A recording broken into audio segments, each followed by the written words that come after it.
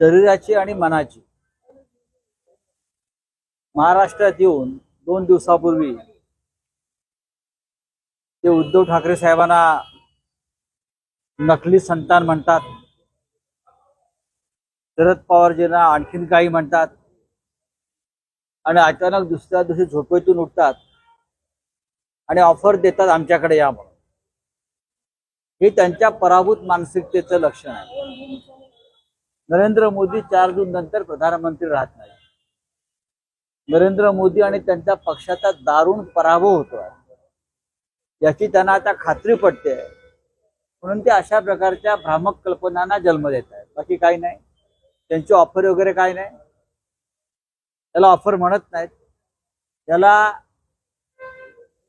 एका भीतीतून व्यक्त केलेल्या या भावना आहेत. पुढे बोला.